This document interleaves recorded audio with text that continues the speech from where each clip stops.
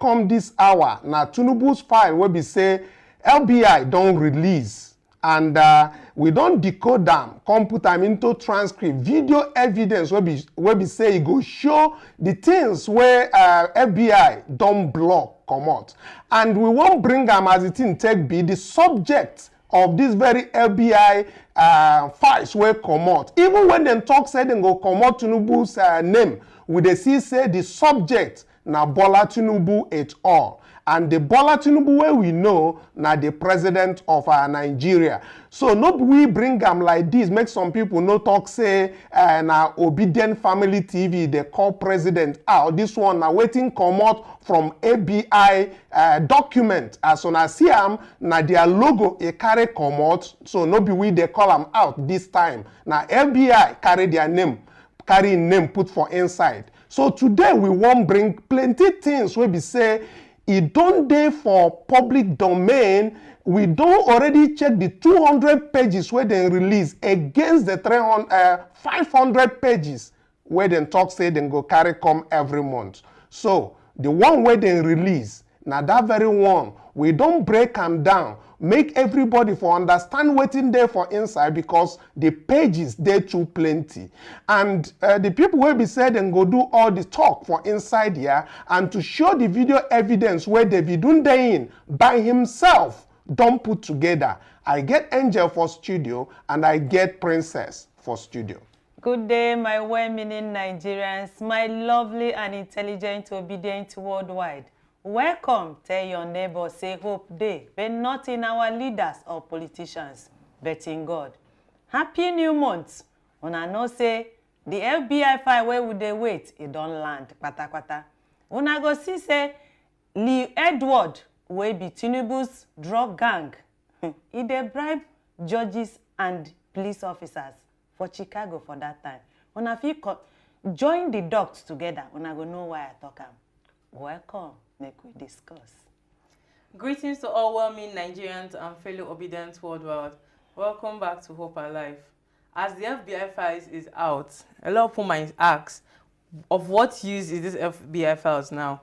I will say, these FBI files of records of the president it's more like authenticating or validating everything that has been said all along for the past months, weeks, and so on.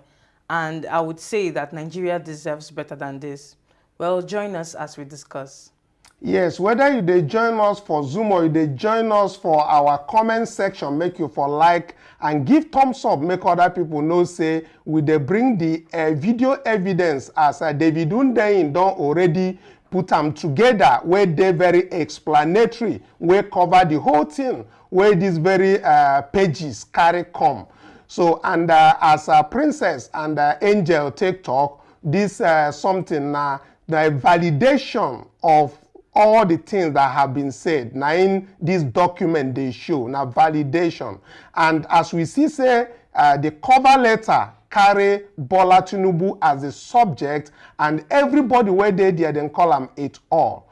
But we know what it portends for Nigeria as having Tinubu with a criminal background as the president of Nigeria. It poses significant dangers and challenges to the country. Notably, among them, we can talk about vulnerability to blackmail. I mean, he will be susceptible to blackmail and coercion, which can compromise national security and decision-making. This vulnerability is exactly what the U.S. is capitalizing on with the FBI, CIA, DEA, and other federal agencies that has the record. The second one is undermining the rule of law. He would undermine the rule of law and disregard to the judicial process and court order. His cartel will be held to a different standard of accountability and he will be untouchable. Nigerians should raise up for that to come. Ultimately, the dangers associated with this fight that just came out and this very Tinubu's presidency is complex, far-reaching consequences for the country's global reputation and overall well-meaning of the Nigerian people. With that one, we go show all the other things so we say they follow for the video where David Undein don't put together, where summarize the whole thing. But back in the studio, we see say as Princess take start this very in talk, make you just give us your brief understanding of the distance. As all of us don't look the transcript where we say the page is plenty, we scroll to the extent we say chai to bring this thing out, they plenty. Give us your own just 1 minute of what your thoughts are. Yes, I think for us to be able to understand fully this FBI files that was released, you need to have your affidavit beside you. The affidavit that was given by, what's his name? Kevin Moss. Exactly. You have to keep that affidavit beside you. That's one of the things that will help you to understand what you'll be watching later on after this. Now, I want to skip and go towards the part where Moez, there's the man called Moez Akande. He's more like their leader. Do you understand? Kind of. So when he came back to Nigeria after to do a business sort of, he handed the business now, the drug stuff, the trafficking and all, over to someone called Abiodun Agbale, if I'm pronouncing his will correctly. Yes. Now, when he handed it over to him, the guy now trying to maybe do what he knows how to do best and impress his boss or something like that. Fortunately or unfortunately for him, sold drugs to an FBI agent. And that was what hit him butt low because they caught him and they arrested him. And now, arresting him now made them ask him several questions because you're not the only one working on this. Definitely the people that are working with you. So they now, you know how FBI work. You know this kind of thing where a certain amount of money is entering your account. They work with IRS. They work with their different agencies in US. And once they notice a such amount of money entering your account, they will notify these agencies and they will start tracking you. So I'm pretty sure that's probably the reasons why these FBI people were now tracking these people. And they caught him. Now, as they now caught him, they gave him this offer of releasing his sentence for him to, and that was what made him call out the names, called out Lee Edwards and other people that were with him. Do you understand? And with that, the FBI proceeded to Lee Edwards' house, and what happened. I think the investigation has been ongoing for years because this was happening around 1993. But what we saw from the FBI files is it tracked down back to like 1990. That is when the investigation. And the IRS themselves, which is like the revenue people, they have been tracking money from the banks.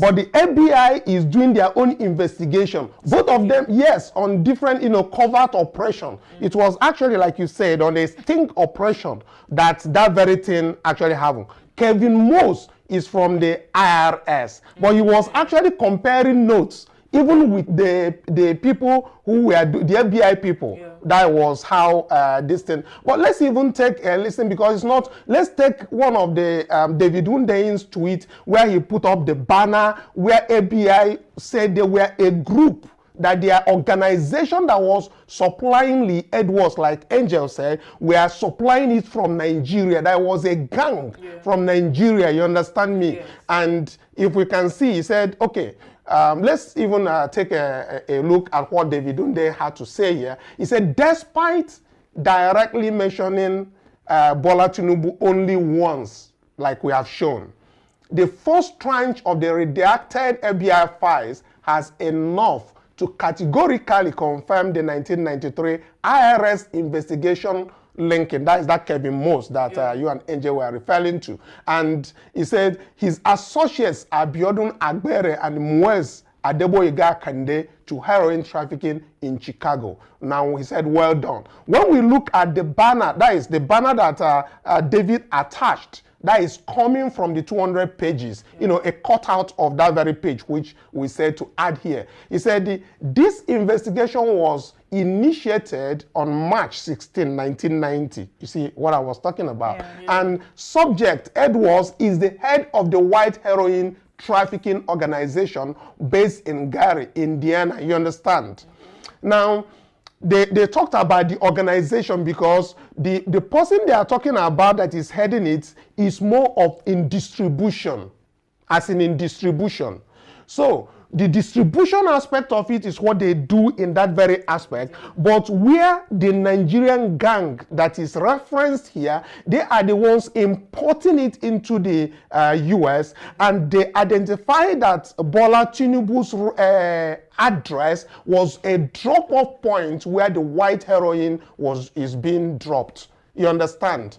So when we get to that very point, we see where they reference at the top bottom of this very particular this thing. It is that way. So Angel, while this thing is coming up, let's have your intake, because we have this video evidence that we want people. The video evidence is actually from David Hundeyin, and we want people to again to kind of get themselves to understand these 200 pages. They need to, instead of reading all the pages, but to understand it, they listen to this very video evidence that David Hundeyin has put out there, so that they'll come. So before we get to that very video, let's take you. Yeah, just like Princess was saying, when Abiodun Agbele led the police people to Lee Edward's house, on sighting them, Lee Edward shot at them. Even at that, they didn't even mind. They arrested him. They arrested the Edward. And you people need to know that this Lee Edward used to earn $15,000 to $20,000 a day, every day, my people. If you calculate that thing in a week, you are getting 105,000 US dollars. And in a month, over 400,000 US dollars. One person. And you know that thing, where it is. Even the Lee Edward is still in prison up till today. And my people, you know how obedience can work. They can even trace Lee Edward to that prison and get more facts for us. Just like we told you people yesterday, files are coming out. And truly, truly, it did come out.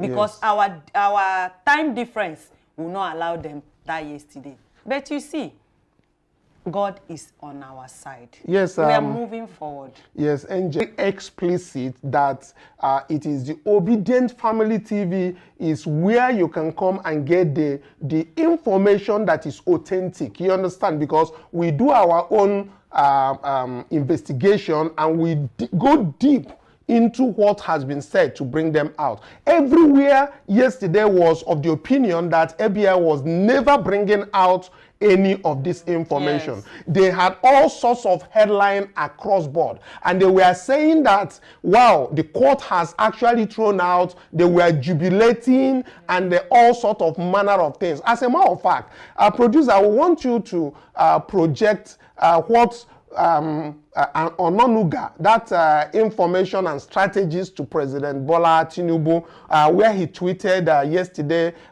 day before yesterday, about the court matter. You understand? They were not believing that anything was actually going to come out. So you see this.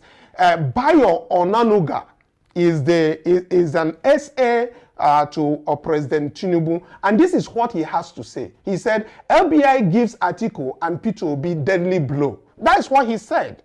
Now, he's associating President Tinubu to this particular criminal record. I'm putting that on record for people to understand this. Now, let me read what he said. He said, on a that saw losers, Atiku Abubakar was ranting in Abuja about the trashing of his appeal in the Supreme Court. The FBI and other U.S. agencies dealt him another devastating blow. In a response to the emergency motion of Aaron Greenspan, their contractor in Washington, D.C., attorneys for the agencies and the U.S. Justice Department said the FBI never promised to release any document on President Tinubu. This clarification debunked the false news circulated earlier in the social media space by one David Hundeyin, who practices a brand of investigative journalism according to his own confession by stealth, as if journalism is the same as working for DSS or CIA. In the desperation of these conspirators, they shot themselves in the leg by filing their emergency motion, which was challenged by Tinubu's lawyers. That counter move effectively disrupted the conspiracy. Now, FBI and other agencies have now said the emergency motion and the case arising from it effectively meant a stay of action over the earlier court order. Let me even end it there. He said it's a stay of court action over the order. So their understanding of what transpired in the quest for Aaron Greenspan to get these things out before the Supreme Court matter, their own is that it has gone down. That is not going to happen. But they are mistaken. So the people that were jubilating that yesterday we called the wheelers, they are now in comatose. They are now in slumber because it has disappointed them. LBI has released without, yes, they removed so much part of what Thiefnubu played a part there, but they inevitably made Thiefnubu a subject of their release by positioning Thiefnubu's name at the top and mentioning Thiefnubu to be Bola Thiefnubu et al. Means Bola Thiefnubu and every other person that is involved. Let's get to David Hundeyin. There is a tweet that David Hundeyin did, and where he explained that it never ended here. He explained explicitly that the court can still order because they have motions in court. He said that the court can also ask FBI to continue to put up Bola Thiefnubu's name inside of those the acted one, because this one they said is just the one for October, which they promised 500 pages, but they were only able to release this 200. To 200. So it was shown earlier in the screen what he put up, but I'm just bringing us to understand that the court on its own, whether today or tomorrow, can still direct FBI to include Bola Thiefnubu's name in all of this. Because what they promised originally was not they are going to remove Bola Thiefnubu's name. But this came as a shock 2 days ago when they said that they were not going to include his name. However, thanks to FBI, because they have been able to include Bola Thiefnubu et al. And that has given us the impetus, the validation that whatever is coming out from here that concerns Thiefnubu, and why we can mention Thiefnubu is because of this. So as we are going through all of this, I want us to, take a deep breath and then take our time to watch this exclusive that David Hundeyin has dropped a video. And this very video evidence that David Hundeyin dropped is a video that has been there. He has pinned it on his wall for a while. However, for the purposes of what we are bringing to make it short for everybody to understand how this all played together and how Bola Thiefnubu et al. Conspired, we are going to take that very video again in a different level as a decoded transcript, as a form where we make it simpler for understanding on how this will play out. So before we get into this very video, I want to say the issue of the sorry state of Nigeria, that we call it a state that is already captured, because we can see that the law enforcement is just going after obedience. They don't want everybody to talk again in Nigeria. The present state of Nigeria, where a select few powerful individuals and cartel groups wield disproportionate influence over the country decision-making processes and the institutions for their personal gain, can aptly be described as a case of state capture. The repercussions of the state capture are profound and have far-reaching consequences for the general well-being of the nation and its citizens. Some of these repercussions include: one, we have this systematic and institutionalized corruption that is going on, both in our judiciary, both in our in the executive, both in the legislature. Two, we have a diminished foreign direct investment that is actually diminishing on daily basis. Then we have what we call political instability. The undermined rule of law that is actually happening. Then we have social inequality that all obedience needs to look at and see how we can address that moving forward. We also have what I can call an ineffective governance that does not serve public interest. Ineffective that does not serve public interest. We all know what the prices of food items are right now. We know what we are buying fuels on right now, and the obedience and well-meaning Nigerians need to look at it from this perspective so that we can move forward. So as we can see, despite the economic hardship, Thiefnubu and his cartels and all the people there are about to spend about 1.5 billion on cars for First Lady's office. And we can see that it's clearly on the screen. So, well, if that is not another big news, I think it's coming from Premium Times. So we have other major news headlines that are reporting all of this. So we are talking about governance. We also need to look at the eroded public trust and disillusionment among the citizens. We also have to look at the damaged international reputation. Damaged international reputation. We also need to look at the brain drain phenomenon that is happening among youths, among the generality of more than 200 million Nigerians. And we need to look at the erosion of internal democracy that is happening. All of these obedience and well-meaning Nigerians need to put their heads together and see how we can be able to move forward. But while we allow you the pleasure of listening to David Hundein's video, the explicit explanation of how this gang criminal organization from Adebuyega Muaz Akande to Abiodun Agbere to all the other people who has conspiracies into all of this. We will show you that video shortly. Please, for your kind pleasure, relax, recline, and take a listen to David Hundein as he explanatorily explains these LBI files, even before it came out. Let's take a listen. 50 million youths into the army and take away from their recruitment source. What they will eat? Cassava, agbado, corn in the morning, yam in the afternoon. It's growing here. You create demand and consumption. On October 11, 1990, federal agents from the U.S. Drug Enforcement Administration knocked on the front door of 460 Taft Place in the city of Gary, Indiana. This city and its 77% African-American population were witnessing explosive growth in one of the only industries guaranteed to boom under such difficult circumstances. 42-year-old Lee Andrew Edwards was one of the entrepreneurs who had found a place in the heroin trafficking business, and by all accounts, he had done very well for himself. With the proceeds from his illegal business, he had bought 2 residential homes, including 460 Taft Place, an apartment building, a liquor store, and a new car, all paid for with cash.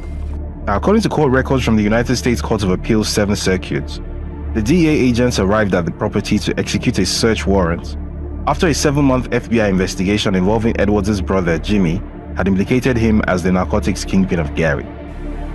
Edwards did not open the door for the agents, who were forced to break into the house. He then fired 3 gunshots at them, to which he surrendered. DEA agents found weapons including a carbine rifle, thousands of dollars in cash, drug prepping equipment including a triple beam scale, and several grams of cocaine and heroin powder in the house. He was later sentenced to life in prison, but not before something about his business operation came to the fore. Federal investigators had determined that Edwards' heroin supply came from a Nigerian drug dealer in Chicago called Abiodun Agbele. Abiodun had earlier agreed to work for the feds in exchange for lighter sentencing, and as part of the plea deal, he revealed everything he knew about the heroin trade in Chicago.